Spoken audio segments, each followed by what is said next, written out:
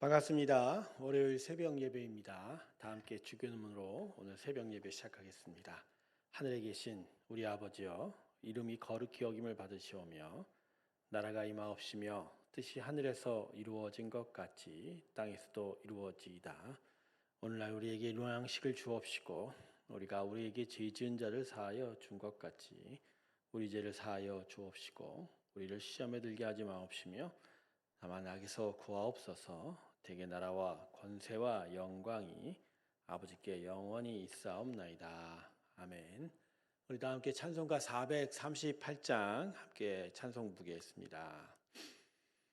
내 영혼이 은총 입어 438장입니다. 내 영혼이 은총 입어 중한 죄짐 벗고 보니 슬픔 많은 이 세상도 천국으로 하도다. 할렐루야 찬양하세.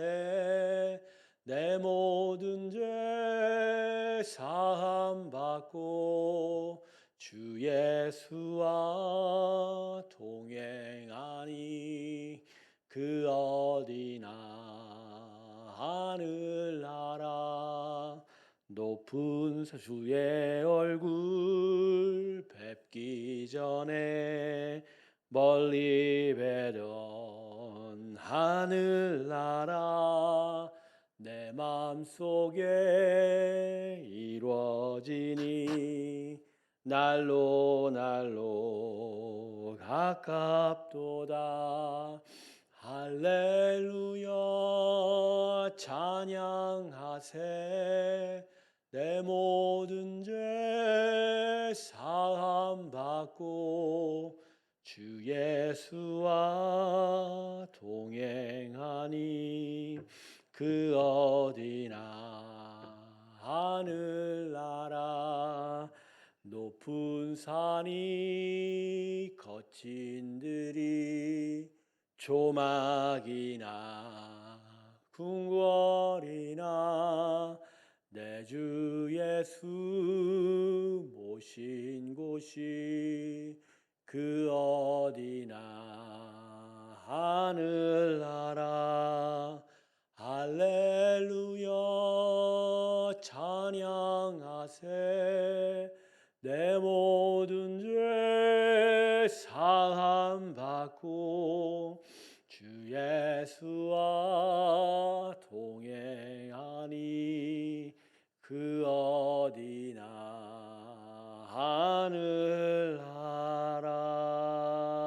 하늘나라. 기도하겠습니다.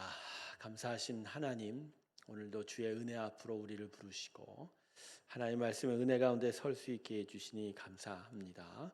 성령의 충만함을 허락하셔서 말씀 가운데 섰을 때 하나님을 더욱더 믿고 신뢰하게 하여 주시옵소서.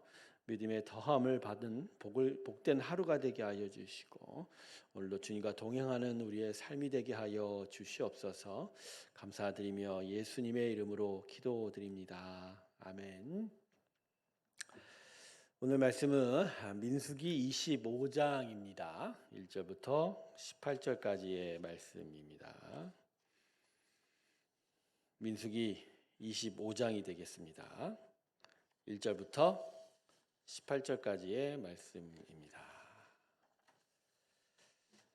제가 읽겠습니다. 이스라엘이 시딤에 머물러 있더니 그 백성이 모압 여자들과 음행하기를 시작하니라. 그 여자들이 자기 신들에게 제사할 때에 이스라엘 백성을 청하매 백성이 먹고 그들의 신들에게 절하므로 이스라엘이 바알 부올에게 가담한지라. 여호와께서 이스라엘에게 진노하시니라. 여호와께서 모세에게 이르시되 백성의 수령들을 잡아 태양을 향하여 여호와 앞에 목매어 달라. 그리하면 여호와의 진노가 이스라엘에게서 떠나리라. 모세가 이스라엘 재판관들에게 이르되 너희는 각각 바알 부올에게 가담한 사람들을 죽이라 하니라. 이스라엘 자손들의 온 회중이 회막문에서 올 때에 이스라엘 자손 한 사람이 모세와 온 회중이 눈앞에 미디안의 한 여인을 데리고 그의 형제에게로 온지라. 제사장 아론의 손자 엘르아살의 아들 비느하스가 보고 회중 가운데에서 일어나 손에 창을 들고 그 이스라엘 남자를 따라 그의 막사에 들어가 이스라엘 남자와 그 여인의 배를 꿰뚫어서 두 사람을 죽이니 연병이 이스라엘 자손에게서 그쳤더라. 그 연병으로 죽은 자가 2만 4천 명이었더라. 여호와께서 모세에게 말씀하여 이르시되 제사장 아론의 손자 엘르아살의 아들 비느하스가 내 질투심으로 질투하여 이스라엘 자손 중에서 내 노를 돌이켜서 내 질투심으로 그들을 소멸하지 않게 하였도다. 그러므로 말하라. 내가 그에게 그의 평화의 언약을 주리니 그와 그의 후손에게 영원한 제사장 직분의 언약이라. 그가 그의 하나님을 위하여 질투하여 이스라엘 자손을 속죄하였음이니라. 죽임을 당한 이스라엘 남자 곧 미디안 여인과 함께 죽임을 당한 자의 이름은 시므리니 살루의 아들이요 시므인의 조상의 가문 중 한 지도자이며 죽임을 당한 미디안의 여인의 이름은 고스비이니 수르의 딸이라. 수르는 미디안 백성의 한 조상의 가문의 수령이었더라. 여호와께서 모세에게 말씀하여 이르시되 미디안들을 대적하여 그들을 치라. 이는 그들이 속임수로 너희를 대적하되 부올의 일과 미디안 지휘관의 딸 곧 부올의 일로 연병이 일어난 날에 죽임을 당한 그들의 자매 고스비의 사건으로 너희를 유혹하였음이니라. 아멘. 자, 오늘 본문 말씀은 이스라엘 백성들이 이방 민족의 유혹에 넘어가 타락하여 하나님의 심판을 받은 사건을 구체적으로 기록하고 있습니다. 출애굽 여정 속에 1세대 출애굽 백성들의 범죄와 또 이를 향한 하나님의 분노, 그렇지만 또다시 건져주시는 하나님의 은혜가 또 분명하게 보여지는 부분이 또 이 사건이 될 것입니다. 자, 이 사건을 보통 바알보올 사건이라고 하는데요. 이 사건을 통해서 과연 우리는 무엇을 교훈을 받아야 될지 두 가지로 함께 나누어 보고자 합니다. 첫 번째는 우리의 믿음은 일관되게 충성하는 믿음이어야 한다라는 것이죠. 자, 오늘 본문에 이스라엘 백성들이 모압과 미디안 여자들과 음행한 결과 하나님께 징계받아서 전염병으로 2만 4천 명이 사망한 사건을 기록을 하고 있습니다. 2만 4천 명이 죽었어요. 2만 4천 명. 야, 엄청난 사람들이 이때일로 하나님의 심판을 받았습니다. 사실 하나님의 백성들이 지금 이 가나안 땅에 오기까지 얼마나 엎치락 뒤치락 했습니까? 하나님은 계속하여 이들을 복주시려고 하나님의 약속된 땅, 그 아브라함 때부터 약속된 땅으로 계속 인도하여 가고 있는데, 그래서 하나님께서 베푸신 구원의 역사가 너무나 위대하지 않습니까? 먼저는 애굽 땅에 10가지의 재앙을 행하신 일뿐만 아니라 어린 양의 피로 말미암아 죽음의 저주에서도 풀려났고, 출애굽한 이후에는 홍해의 사건을 통해서 하나님의 전능하심을 경험하게 되는 일이 있었죠. 그 이후에도 수많은 사건 여정 속에서 하나님이 먹을 것을 주시지 않습니까? 만나와 메추라기를 주시고, 그 광야에서 반석에서 불이 나오는 귀한 은혜의 역사도 하나님께서 허락하셨었습니다. 하지만 이스라엘 백성을 보십시오. 계속된 하나님의 구원의 은혜 속에서도 계속하여 하나님께 거역하고 반역하면서, 민수기를 보면 분명히 이것이 드러납니다. 계속하여 하나님의 그 은혜 앞에 오히려 불순종으로 대했던 이스라엘 백성. 물론 결국은 하나님의 인도하심을 따라 가나안 땅 앞에까지 오게 됩니다. 어떻게 보면 계속 하나님의 은혜 안에 머물러 있기는 하지만, 그러나 끝내 유혹을 받아서 그 유혹 앞에서 하나님이 주신 그 은혜를 지키지 못하고 하나님이 자신의 백성이라 불렀던 그 믿음을 지키지 못하고 그 유혹에 넘어가게 되었다라는 거죠. 너무 다 안타까운 일입니다. 성도 여러분, 한 번 충성했다고 충성된 종이 되는 건 아닙니다. 계속된 과정 속에서 끝까지 믿음을 지키고 하나님께 충성해야 그 마지막 충성까지 이루어야 충성됨을 이룰 수 있는 것이죠. 이스라엘 백성이라면 끝내 요단강을 넘어서야 합니다. 가나안 땅을 다 차지하기까지, 그리고 그 땅에서 하나님의 나라를 이루는 데까지 섰어야 했다라는 것이죠. 네, 우리는 오늘 이스라엘 백성의 불순종, 끝까지 충성하지 못함을 통해서 우리의 믿음이 끝까지 인내하여 하나님께 충성해야 된다는 것을 다시 한번 마음에 새기게 됩니다. 자, 두 번째는 믿음은 거룩한 분노를 가진다라는 것이죠. 오늘 사건 안에서 특이한 사건이 하나가 있죠. 바알보르의 사건으로 24,000명이나 되는 사람들이 전염병으로 하나님의 심판을 받아 죽어갔는데, 그 과정에서 어떤 자는 여전히 정신을 차리지 못하고 계속하여 이방 여인과 음행한 일을 행했다라는 거죠. 처형이 실시되고 하나님 보내신 전염병으로 수많은 사람이 죽어나가는 그때 이방 여인을 막사로 불러 음행한 자가 있었다고 하죠. 그 사람의 이름을 시므리라고 하는데, 이 시므리가 이스라엘 백성 앞에 그냥 당당하게 아무리 어김없이 이방 여인과 음행하는 모습을 보여주자 이 문제 앞에 호련히 일어나서 하나님의 분노를 대신 드러낸 자가 있죠. 그 자가 바로 대제사장의 아들 비느하스입니다. 엘르아살 제사장의 아들 비느하스입니다. 비느하스가 창을 들고 그 남자와 그 여인을 한순간에 처단을 했던 거죠.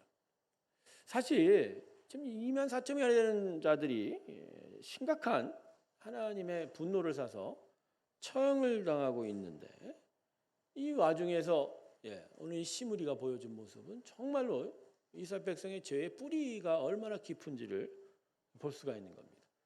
오늘 본문 마지막 부분에 보면 시므리가 어떤 사람이라고 그럽니까? 시몬 지파의 지도자의 한 일원이었다고 하지 않습니까?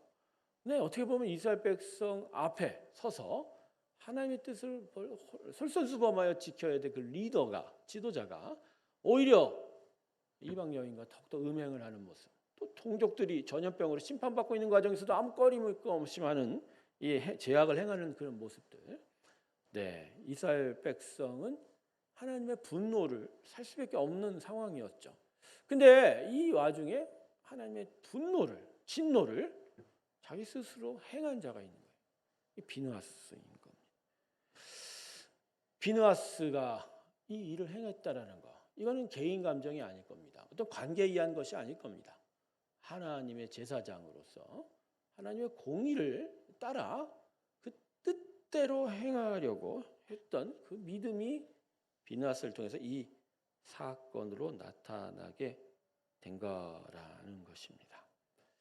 여러분, 우리의 믿음은 하나님의 사랑을 드러내는 것입니다만, 그 사랑은 하나님의 공의를 동반합니다. 여러분, 예수 그리스도가 십자가에 죽어야 하는 이유는 하나님이 우리에 대한 사랑을 증거하시지만, 그러나 역설적이게도 그 사랑은 우리를 향한 하나님의 공의의 심판을 대신 행하는 것으로 이루어지지 않습니까? 그러니까 하나님의 은혜, 하나님의 사랑은 하나님의 공의와 동전 앞뒷면처럼 함께 가는 거예요.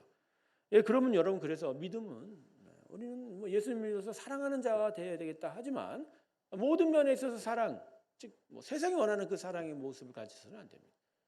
우리의 사랑은 기본적으로 죄를 미워하는 사랑입니다. 하나님의 그 죄에 대한 거룩한 그 분노를 동의하는 사랑입니다. 그리고 그 분노 앞에 우리 스스로가 회개하여 마음을 돌이켜 먼저 사랑받는 자로서, 제대로 사랑받는 자로서의 삶을 드러나는 게 우리의 사랑과 은혜의 모습이라는 것입니다. 그래서 여러분, 믿음은 거룩한 분노를 가지게 되는 거다. 그래서 팔복 중에 두 번째 복이 심령에 애통하는 자는 복이 있나니라는 게, 이 하나님의 공의가 아니고서 이 통함이 나타날 수 없다라는 것이죠. 오늘 이 비느하스의 사건을 통해서 우리가 이 땅의 죄악을 향하여 어떠한 마음을 품어야 될지에 대해서 다시 한번 귀한 교훈을 얻게 됩니다. 성도 여러분, 이 사건으로 인하여 24,000명이나 되는 엄청난 사람들이 희생되었습니다. 희생이라고 말할 수는 없지만 많은 사람들이 죽어갔던 이 사건. 여러분, 그럼에도 불구하고 하나님은 구원하시기를 원하십니다. 구원하여 참된 영적 평안과 기쁨이 당신의 택한 백성들에게 나타나기를 소망하십니다. 죄악의 유혹과 공격 앞에서 끝까지 믿음을 지켜내시고 순종함으로 주님 앞에 서는 저와 우리 모두가 되길 주님의 이름으로 축원합니다. 기도하겠습니다.